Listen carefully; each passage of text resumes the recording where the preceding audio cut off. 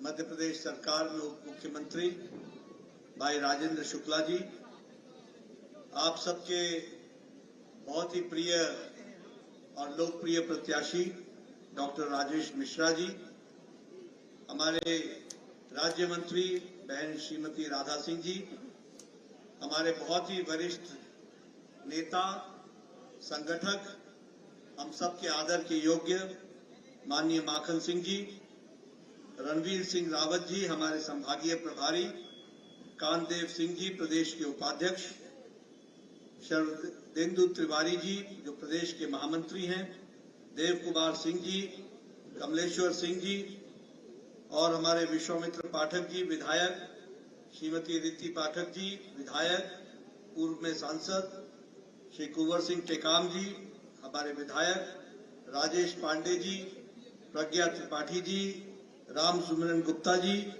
के तिवारी जी, राजेंद्र मिश्राम जी, शरद कोल जी, राम निवास शाह जी, सम्मानित मंच और इतनी बड़ी संख्या में एकत्र आए देवी और सज्जनों, बड़ी संख्या में मेरी माताएं बहनें और बड़ी संख्या में युवा साथी और प्रिंट मीडिया और इलेक्ट्रॉनिक मीडिया के मेरे साथी, आज जब मैं यहाँ चुनाव की सभा में आया हूं तो आप सब लोगों का उत्साह देख करके मैं भी उत्साहित हूं।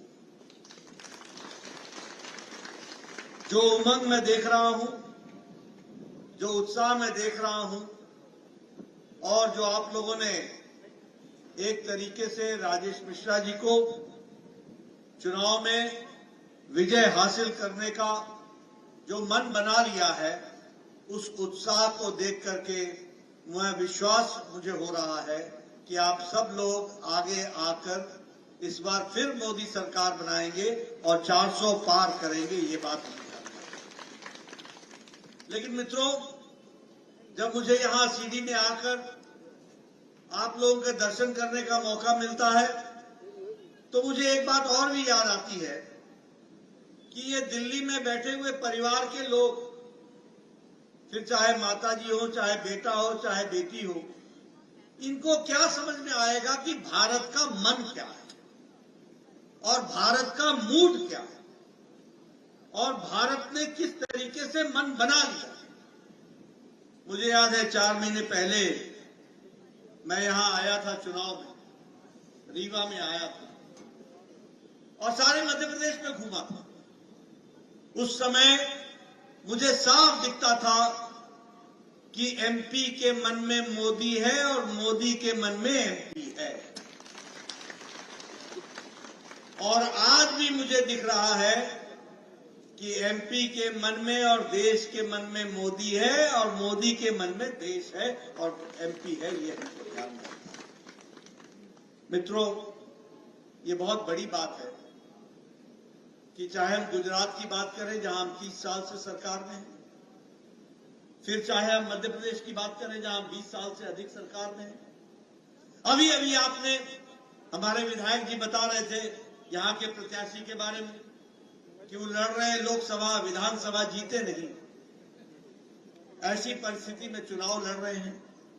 लेकिन कुल मिलाकर के एक बात सामने आई है जो आप लोगों को भी ध्यान में रखना चाहिए। पहले राजनीति होती थी लोगों को बांट करके।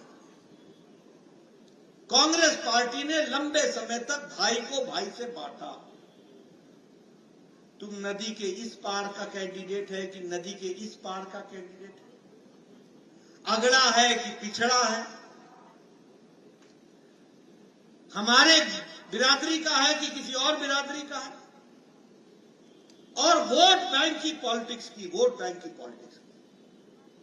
और उसके बाद सबका वोट लिया, सबका वोट, और वोट लेने के बाद सरकार किसी जाति की बन गई, किसी वर्ग की बन गई, किसी समुदाय की बन गई, वह सबकी सरकार नहीं थी।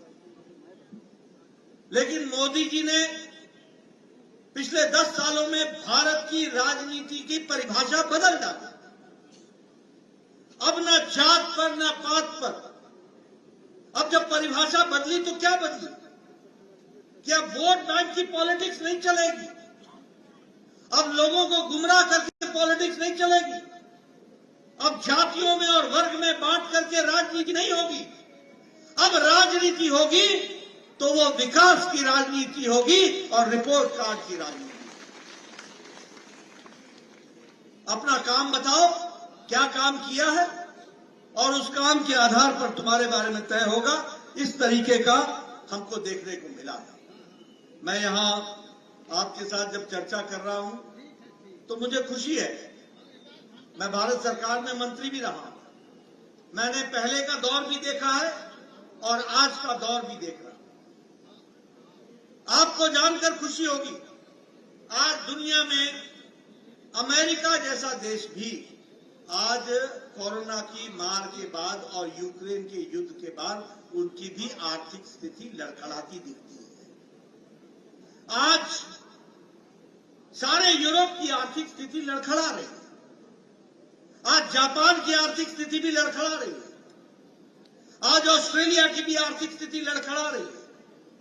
लेकिन इंटरनेशनल मॉनिटरी फंड, जो आर्थिक दृष्टि से सबसे बड़ा संगठन है, उसको अगर कोई उगता सूरज और ब्राइट फ्यूचर दिखता है तो वो भारत दिखता है, और भारत मजबूती से खड़ा है। ये मोदी जी की। हम 11वें नंबर की अर्थव्यवस्था थे, भारत दुनिया में 11वें नंबर पर खड़ा था। आज भारत 5वें नंबर की अर्थव्यवस्था बन गया, 5वें नंबर की। और इस बार आप राजेश मिश्रा जी को जिताकर भेजेंगे, तीसरी बार प्रधानमंत्री मोदी जी बनेंगे, और तीसरी बार प्रधानमंत्री बनने के बाद भारत 2027 में तीसरी आर्थिक शक्ति बन जाएगा।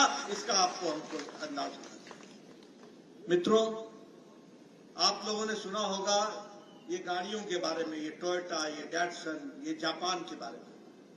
आज ऑटोमोबाइल मार्केट में भारत ने जापान को पछाड़ दिया है और भारत दूसरे नंबर पर, तीसरे नंबर पर खड़ा है। अब हमारे से आगे सिर्फ अमेरिका और चाइना है, तीसरे पर भारत खड़ा है। आपके हाथ में मोबाइल है, सबके हाथ में। 10 साल पहले यही मोबाइल पर लिखा होता था मेड इन चाइना, आज आपके मोबाइल पे लिखा है मेड इन इंडिया। ये फर्क है। यहां एप्पल भी अब यही बन रहा है। दवाइयों की बात करें तो दुनिया की डिस्पेंसरी भारत बन गई है। सबसे सस्ती दवा और सबसे असरदार दवा अगर कोई बना रहा है तो हमारे भारत के उद्योगपति बना रहे हैं, और दुनिया में एक्सपोर्ट हो रहा है। इसको हमको समझना चाहिए। आज 138% हमारा एक्सपोर्ट बढ़ गया दवाइयों का, 106% हमारा एक्सपोर्ट बढ़ गया पेट्रोकेमिकल्स का, और उसी तरीके से आपको जानकर बड़ा आश्चर्य होगा, सुनाना जरूरी है। 10 साल पहले हमारे गणेश जी भी चाइना से आते थे। आप दिवाली में जो गणेश जी खरीदते थे ना जी, वो चाइना से आते थे, और ये खिलौने चाइना से आते थे। आज भारत टॉय के एक्सपोर्ट में, खिलौने बनाने के एक्सपोर्ट में 2.5 गुना वृद्धि कर गया है, और दुनिया को खिलौने बेच रहा है। ये बात भी हमको समझना चाहिए। मित्रों, मैं हाईवेज की बात करूंगा। हम हमेशा कहते हैं कि मोदी जी ने हीरा किया, हीरा। हीरा क्या है? H for highways. आज आपको जानकर खुशी होगी, 1,65,000 किलोमीटर नेशनल हाईवे देश में बन गया 10 साल के अंदर। 1,65,000। हर जगह देखो हाईवे, हाईवे, हाईवे। दिखता है कि नहीं दिखता है? बताओ, दिखता है कि नहीं दिखता है?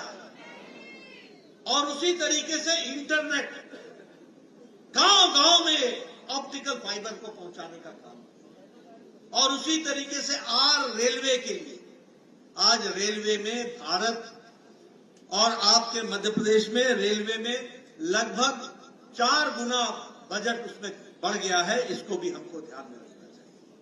इसलिए विकास की दृष्टि से और एयरवेज, एयर कनेक्टिविटी को भी बढ़ाने का काम किया है। तो हर दृष्टि से विकास के काम को आगे बढ़ाया। एक बात मैं आपसे जरूर करना चाहूंगा, क्योंकि आपके यहां से भी नौजवान देश की रक्षा के लिए, सुरक्षा के लिए आज बॉर्डर पर आज अपने प्रहरी के रूप में खड़े हैं। आपको जानकर आश्चर्य होगा, मैं पहाड़ से आता हूं, मैं बॉर्डर से आता हूं। 10 साल पहले पाकिस्तान जब हमारे ऊपर गोली चलाता था तो आपको जानकर आश्चर्य होगा, पुंछ पे अगर गोली चलती थी तो वो रिपोर्ट करता था नगरोटा के सेंटर पर, नगरोटा रिपोर्ट करता था चंडी मंदिर में, और चंडी मंदिर रिपोर्ट करता था दिल्ली हेडक्वार्टर को, और दिल्ली हेडक्वार्टर से कमांड आता था अभी रुको, अभी रुको, अभी रुको। जब से मोदी जी प्रधानमंत्री बने हैं, आपके यहां का गया हुआ जवान जो प्रहरी है, उसको मोदी जी का आदेश है, जहां से गोली चले वही खून डालो और उसका जवाब दे दो। ये परिस्थिति आ गई। कभी आपने सोचा था? बताइए, आज मोदी जी के नेतृत्व में देश सुरक्षित है कि नहीं है? हमारे बॉर्डर सुरक्षित है कि नहीं है? हमारे मोर्चे सुरक्षित है कि नहीं है? आपको जानकर आज कभी सोचा था कि अगर उरी में पाकिस्तान ने कोई घटना घटा दी हो तो 10 दिन के अंदर हमारे जवान जाकर के यहां झांसी से, यहां आगरा से, यहां ग्वालियर से, यहां से जाकर के और घर में घुस करके सर्जिकल स्ट्राइक किया और वहां पर उनका मुंह तोड़ जवाब दिया। इस तरीके की परिस्थिति। अगर पुलवामा की घटना घटी तो देश के प्रधानमंत्री ने खुले मन से दुनिया को कहा, पाकिस्तान तुमने बहुत बड़ी गलती कर दी है और इसका खमियाजा तुमको भुगतना पड़ेगा। कभी सुना था किसी प्रधानमंत्री को ऐसे बोलते हुए? कभी सुना था? बोलो भैया, सुना था? 10 दिन के अंदर एयर स्ट्राइक करके पाकिस्तान के अंदर जितने भी हमारे खिलाफ चल रहे कैंप थे उनको ध्वस्त कर दिया। इस तरीके की परिस्थिति खड़ी हुई। इसलिए मित्रों, सुरक्षा की दृष्टि से देखा जाए, हर दृष्टि से देखा जाए, आज देश आगे बढ़ रहा है और इसलिए ये नारा सही है कि अब की बार 400 पार। 400 पार करेंगे ना? एनडीए पार करेगा ना? हमारी माताएं यहां बैठी।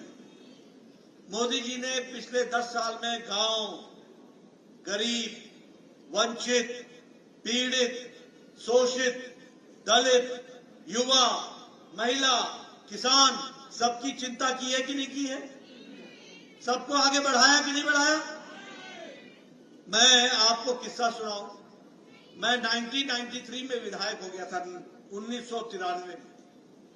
उस समय साल भर में एक पंचायत को 2 से 2.5 लाख रुपए विकास के लिए मिलता था।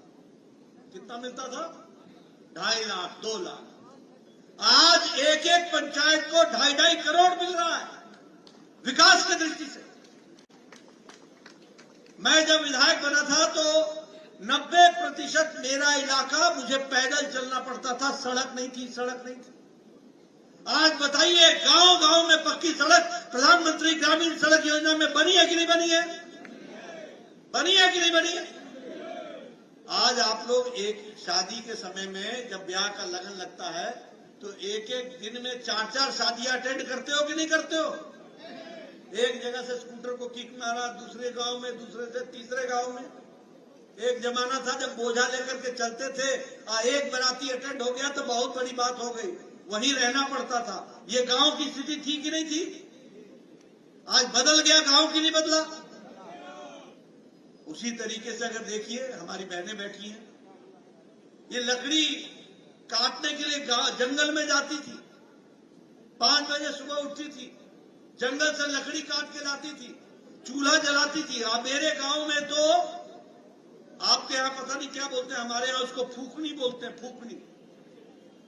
चूल्हा को फूक फूक कर चूल्हा जलाती थी और 200 सिगरेट के बराबर का धुआं अपने छाती को लेती थी। आंखों से पानी निकल जाता था, तब जाकर के चाय बनती थी। आज देखिए, टक से लाइटर जलाती हैं और गैस के चूल्हे पर 5 मिनट के अंदर चाय बना करके घर को वो देती हैं। इस तरीके का हमने देखा। ये महिला सशक्तिकरण हुआ कि नहीं हुआ? जल जीवन मिशन में आज मुझे खुशी है, आपके यहां सारे देश में 11 करोड़ 30 लाख कनेक्शन दिए गए और 55 लाख कनेक्शन मध्य प्रदेश में दिए गए और 1,60,000 कनेक्शन आपके सीडी में दिए गए। ये भी हम आपको बताना चाहते हैं। आप जल जीवन मिशन ले लो, उज्ज्वला योजना ले लो, प्रधानमंत्री आवास योजना की भी बात मैं करना चाहता हूं। देखो, बदलते भारत को समझो आप। मैं जब विधायक था तो मेरे यहां बीडीओ, मैंने पहले भी सुनाया, मेरा बीडीओ, यहां भी बीडीओ बोलते होंगे, ब्लॉक डेवलपमेंट ऑफिसर, वो मेरे को साल में बोलता था, नड्डा साहब खुशखबरी सुनो, एक पंचायत में 2 इंदिरा आवास योजना मिले, 2 इंदिरा आवास, किसको दें? मैं बोलता था भैया तू ही रख ले, मैं कहां बांटूंगा ये दो मकान, कहां डालूंगा? हर गांव में 10-10, 20-20, 25-25 मकान बनाने की एप्लीकेशन लगी हुई है, मैं 2 मकान किसको दूंगा? आज प्रधानमंत्री आवास योजना में 4 करोड़ पक्के मकान बन गए, इस बात को भी याद रखें। और जब मैं 4 करोड़ की बात करता हूं तो उस मकान में 2 कमरे, साथ में रसोई, साथ में शौचालय, ये व्यवस्था के साथ वह पक्के मकान आपको दिए गए। और मैं अगर यहां की बात करूं तो मध्य प्रदेश में 47 लाख पक्के मकान बने हैं और सीडी में 2,30,000 मकान बने हैं। आप बताइए ये अंतर आया कि नहीं आया?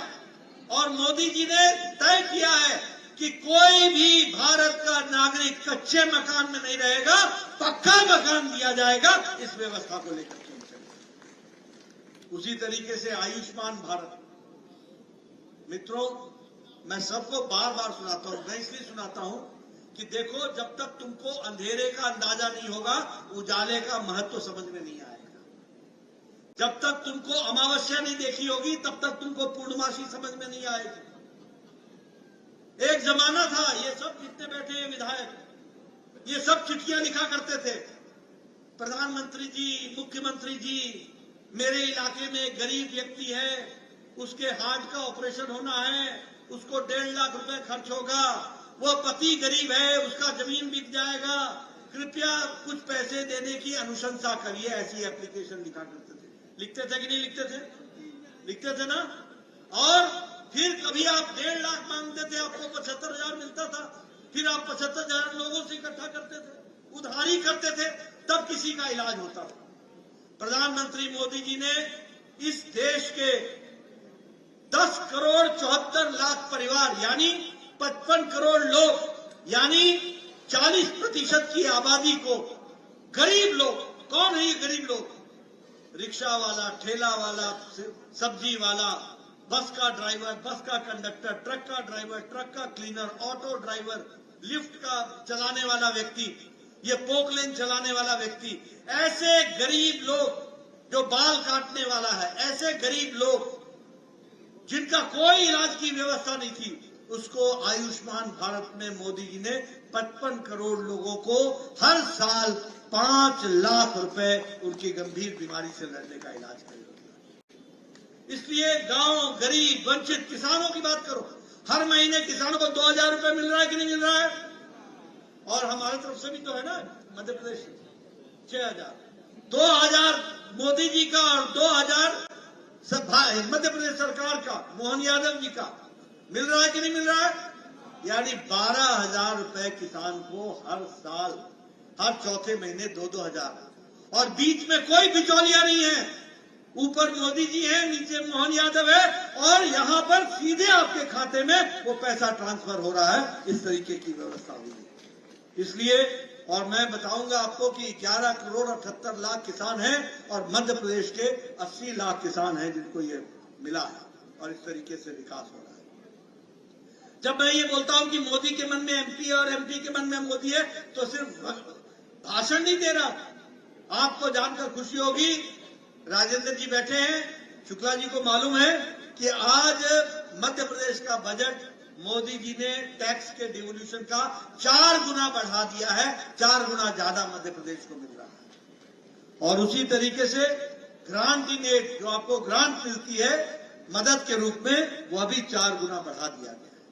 मैंने कहा रेल का इंफ्रास्ट्रक्चर, मैं क्षमा करिएगा मैंने 9 गुना बताया था, रेल का इंफ्रास्ट्रक्चर मध्य प्रदेश में 24 गुना बढ़ गया है, 24 गुना बढ़ गया। और उसी तरीके से वंदे भारत ट्रेन हो, चाहे अमृत भारत के तहत स्टेशन का निर्माण हो, हर दृष्टि से काम को आगे बढ़ाने का काम हुआ है। और आप ये भी जानते हैं कि लाडली बहना योजना, लाडली लक्ष्मी योजना ये चल रही है कि नहीं चल रही है? लखपति बेटियां आ रही हैं कि नहीं? और वो पढ़ रही हैं कि नहीं? उनका काम विकास की दृष्टि से आगे बढ़ रहा है कि नहीं? परिवार को ताकत मिली कि नहीं?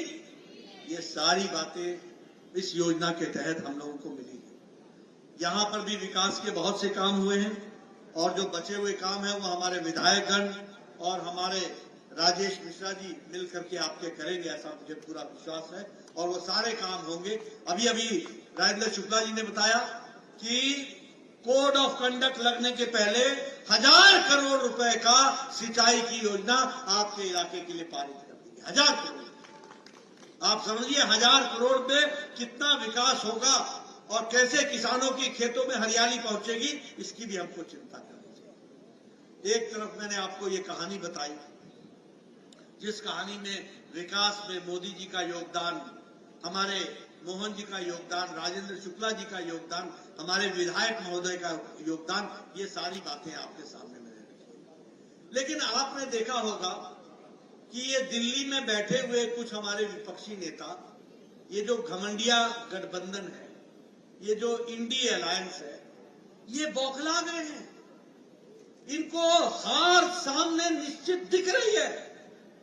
ये हारी हुई लड़ाई लड़ रहे और बौखलाहट में मोदी जी को पता नहीं क्या क्या क्या क्या किस किस्म की गालियां बक रहे, किस तरीके के शब्द का प्रयोग कर रहे हैं।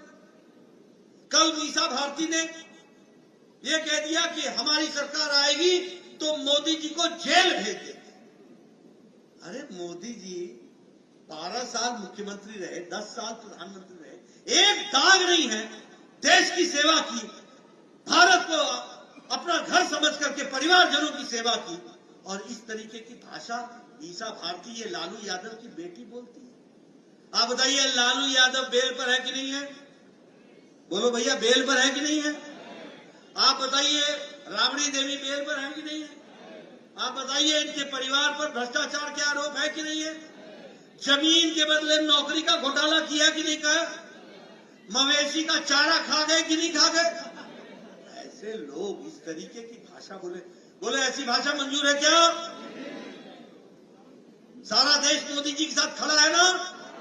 सारा देश मोदी जी के साथ खड़ा है।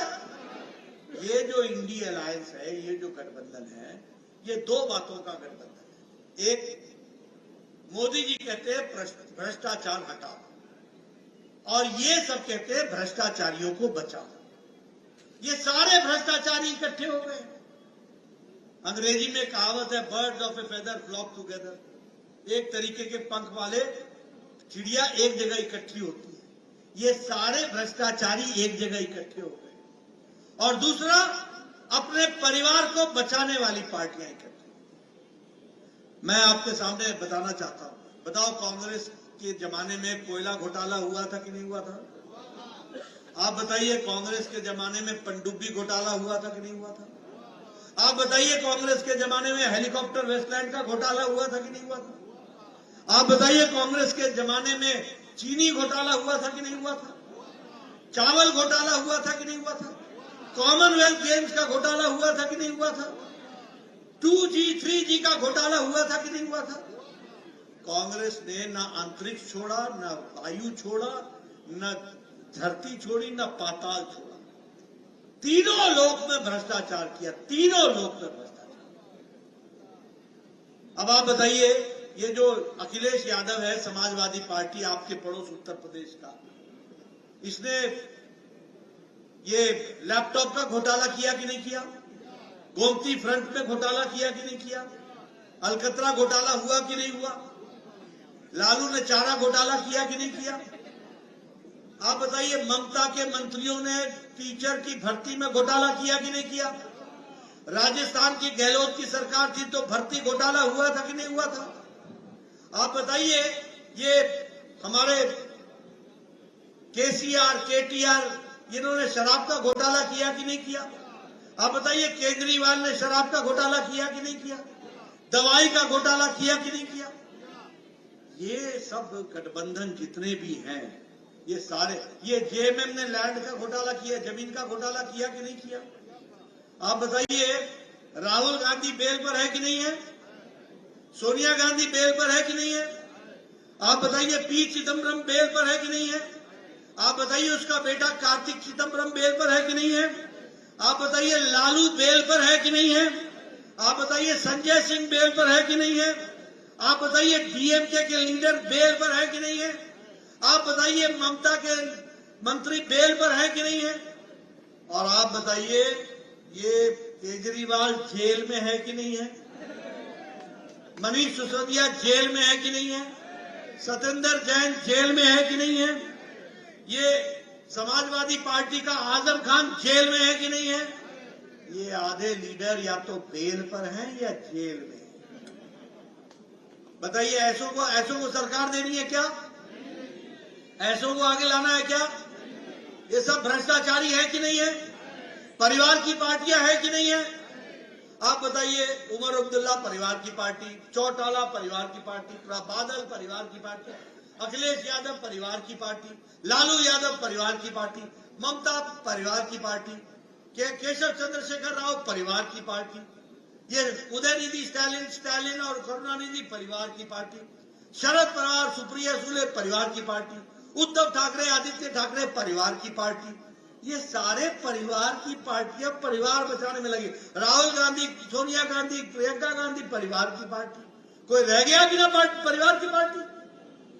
अगर कोई प्रजातंत्र तरीके से पार्टी चल रही है तो वो कमल के निशान वाली भारतीय जनता पार्टी चल रही है। इसलिए मित्रों, आपका ज्यादा समय न लूंगा, सिर्फ आपसे ये निवेदन करने आया हूं कि आप सब लोग इस महान, जो भारत का मूड है, जो भारत का मन है, जो भारत के अपने उत्साह देख रहे हैं, फिर एक बार मोदी सरकार और अब की बार 400 पार, और उस 400 में राजेश मिश्रा को भी जोड़ना है और उनको आगे बढ़ाना है। इसके लिए काम बोलिए, बहने बताएं, राजेश मिश्रा को भेजेंगे ना? कमल का निशान पर बटन दबेगा ना? इधर से आवाज चाहिए, बोलिए, राजेश मिश्रा को जिताएंगे ना? सीडी को मुख्य धारा में लाएंगे ना? अपना विकास कराएंगे ना? देश को आगे बढ़ाएंगे ना? मोदी जी के नेतृत्व में देश को आगे बढ़ाएंगे ना? बहुत बहुत धन्यवाद। जय भारत, जय माता।